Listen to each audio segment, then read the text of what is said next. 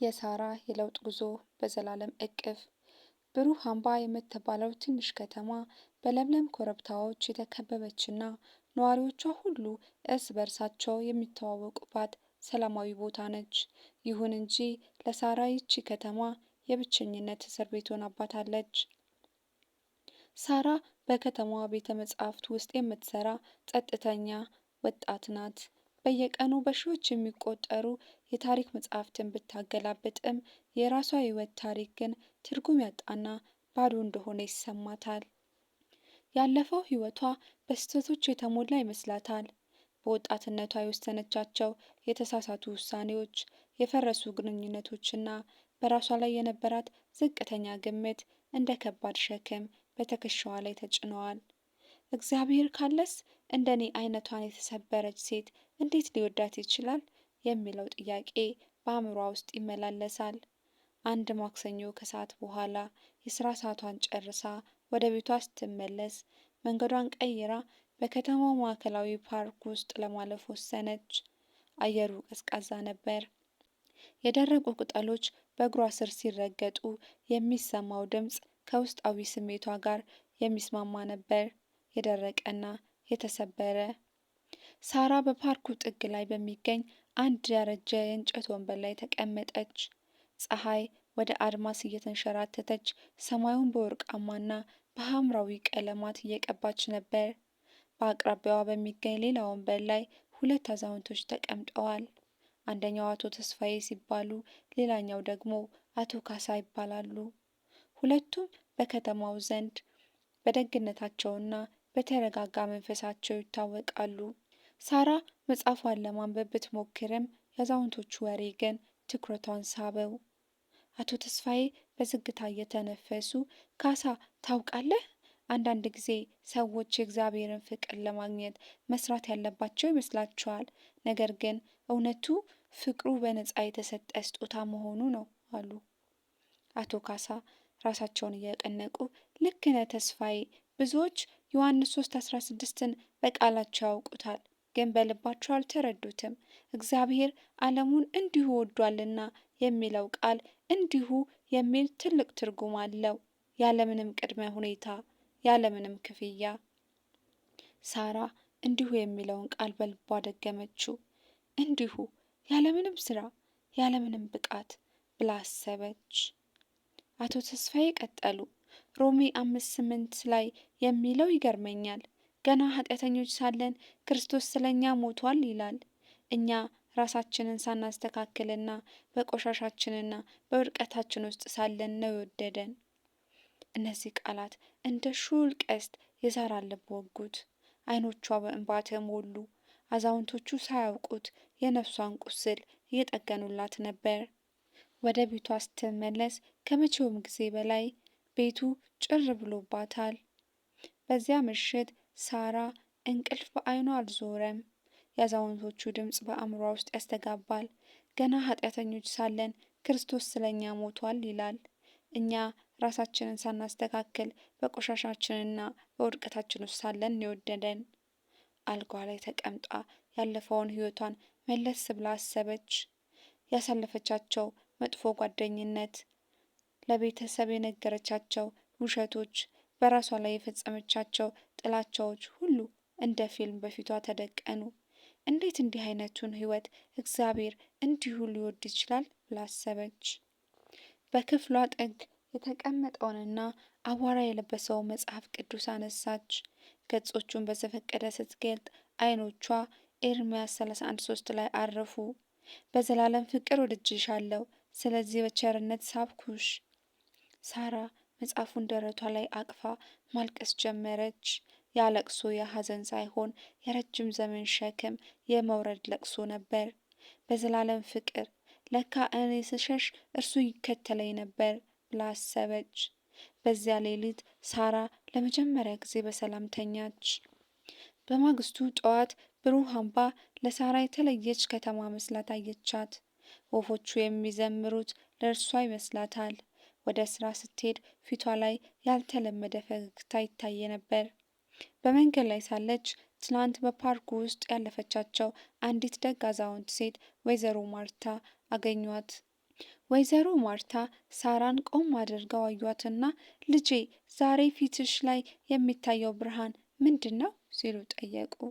ሳራ በፈገግታ ትላንት በፓርክ ውስጥ አንዳንድ ነገሮችን ሰምቼ ነበር ስለ እግዚአብሔር ፍቅር አለች። ወይዘሮ ማርታ እጇን ይዘው አዎ ልጄ የእግዚአብሔር ፍቅር እንደ ውቅያኖስ ጥልቅ ነው። መዝሙር 103:12 ላይ ምስራቅ ከምዕራብ እንደሚርቅ እንዲሁ ኃጢአታችንን ከኛ አራቀ ይላል። አንቺ ራስሽን ይቅር ከምትዩ በላይ እርሱ ይቅር ይልሻል አሏት። እነዚህ ተጨማሪ ቃላት ለሳራ የህይወት ውሃ ሆኑላት። በየቀኑ መጽሐፍ ቅዱስን ማንበብና መጸለይ ጀመረች።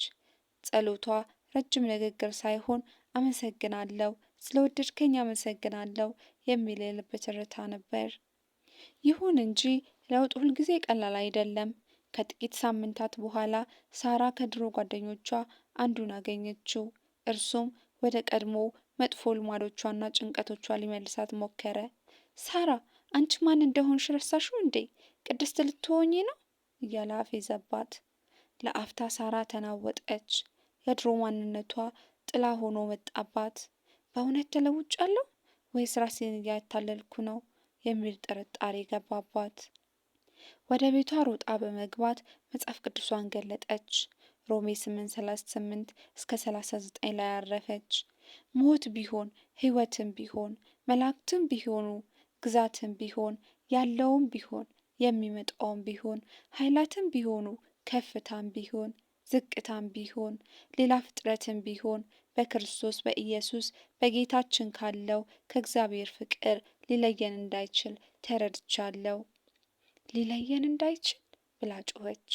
የሰይጣንን ክስና የሰዎችን ትችት ከእግዚአብሔር ፍቅር ሊነጥቃት እንደማይችል ተረዳች። ያ ቅጽበት ለሳራ ትልቅ የድል ቀን ነበር። ከእንግዲህ በራሷ ጥንካሬ ሳይሆን በእርሱ ፍቅር እንደምትኖር ወሰነች። ሳራ አሁን ብሩህ አምባ ቤተ መጻሕፍት ውስጥ የምትሰራው ተራ ሰራተኛ ብቻ አይደለችም። ለሚመጡት ሰዎች ሁሉ ተስፋን የምታካፍል ብርሃን ሆናለች። በተለይ የተሰበረና ተስፋ የቆረጡ ወጣቶች ወደ እርሷ ይመጣሉ። አንድ ቀን እነዛም በፓርኩ ውስጥ የነበሩትን ሁለት አዛውንቶች እንደገና አገኘቻቸው። በዚህ ጊዜ ግን አልፋቸው አልሄደችም። ወደ እነርሱ ቀርባ አጠገባቸው ተቀመጠች። አቶ ተስፋዬ፣ አቶ ካሳ፣ ሰላም ለእናንተ ይሁን አለች። አዛውንቶቹ በግርም ታዩአት። ሰላም ላንቺ ይሁን ልጄ፣ እናውቅሻለን አሉ። በስም አታውቁኝም፣ ነገር ግን ከአንድ ወር በፊት እዚህ ወንበር ላይ ሆናችሁ ስለ እግዚአብሔር ፍቅር ስታወሩ ሰምቻችሁ ነበር። ያ ንግግራችሁ ሕይወቴን ለወጠው። እግዚአብሔር እኔን እንዲሁ እንደሚወደኝ እንዳውቅ ረዳኝ አለች። አዛውንቶቹ አይኖቻቸው በእንባ ረጠቡ። አቶ ተስፋዬ ጌታ ይመስገን፣ የምናወራው ለራሳችን መስሎን ነበር፣ ነገር ግን እግዚአብሔር አንቺን ለመጥራት ተጠቅሞብናል አሉ። ታሪኩ የሚጠናቀቀው ልክ እንደ መጀመሪያው ቀን ፀሐይ ስትጠልቅ ነው። ነገር ግን በዚህ ጊዜ ሳራ ብቻዋን አይደለችም። በልቧ ውስጥ ታላቅ ሰላም አለ። አሁን ሳራ ሕይወት ማለት ፍጹም አለመሆኑን ተረድታለች። ሕይወት ማለት በፍጹሙ አምላክ መወደድ ነው። ውድቀቶች ቢኖሩም የሚደግፍ እጅ እንዳለ ታውቃለች። ስህተቶች ቢኖሩም የሚያጥብ ደም እንዳለ ተረድታለች። ሰማዩ በደመቀ ቀለማት ሲያሸበርቅ ሳራ አይኖቿን ጨፍና የሶፎንያስ 3:17ን ቃል አሰበች። አምላክሽ እግዚአብሔር በመካከልሽ ነው፣ እርሱ ኃያል ነው ያድናልም፣ በአንቺ ደስ ይለዋል፣ በፍቅሩም ያሳርፍሻል፣ በእልልታም በአንቺ ደስ ይለዋል። ሳራ በዚያች ቅጽበት በፈጣሪዋ እቅፍ ውስጥ እንዳለች ተሰማት። ያ እቅፍ ከሰው ፍቅር በላይ የሆነ ነው። ከጊዜ በላይ የጸና እና ለዘላለም የማይለቅ እቅፍ ነበር። ብሩህ አምባ አሁንም ያችው ትንሽ ከተማ ነች። ነገር ግን ለሳራ አሁን የመንግስተ ሰማያት ደጃፍ ሆናላታለች። ምክንያቱም ፍቅር ባለበት ቦታ ሁሉ እግዚአብሔር አለ። የተወደዳችሁ አድማጮቼ የሳራ ታሪክ እዚህ ላይ ቢያበቃም የእግዚአብሔር የፍቅር ታሪክ ግን በእናንተ ሕይወት ውስጥ ዛሬ ይጀምራል። ምናልባትም እንደ ሳራ ባለፈው ስህተታችሁ የታሰራችሁ እግዚአብሔር እንዴት ይወደኛል ብላችሁ የምትጠይቁ ካላችሁ ዛሬ አንድ እውነት ልንገራችሁ። ያ የዘላለም እቅፍ ለእናንተም ክፍት ነው። እሱ የሚፈልገው የእናንተን ብቃት ሳይሆን የእናንተን ልብ ነው። ዛሬውኑ በዛ ሰላም በሚሰጥ ይቅር በሚልና በሚያሳርፍ የዘላለም እቅፍ ውስጥ እንድታርፉ ጋብዛችኋለሁ። ይህ ታሪክ ለነፍሳችሁ ጥንካሬን ለልባችሁም ተስፋን እንደሰጠ ተስፋ አደርጋለሁ። እንዲህ ያሉ እምነትን የሚያጸኑና ሕይወትን የሚለውጡ ታሪኮች ለብዙዎች እንዲደርሱ የእናንተ ድጋፍ ለእኔ ትልቅ ብርታት ነው። ይህን ዝግጅት ከወደዳችሁት ላይክ በማድረግ አድናቆታችሁን ግለጹልኝ። ለሌሎች በረከት እንዲሆን ደግሞ ሼር አድርጉት። እንዲሁም በየሳምንቱ የሚለቀቁ አዳዲስ አነቃቂ ታሪኮችን እንዳያመልጣችሁ ቻናሉን ሰብስክራይብ በማድረግ የቤተሰባችን አባል ይሁኑ። ስላዳመጣችሁኝ ከልብ አመሰግናለሁ። የእግዚአብሔር ሰላምና የዘላለም እቅፍ አይለያችሁ። አሜን። በኢየሱስ ስም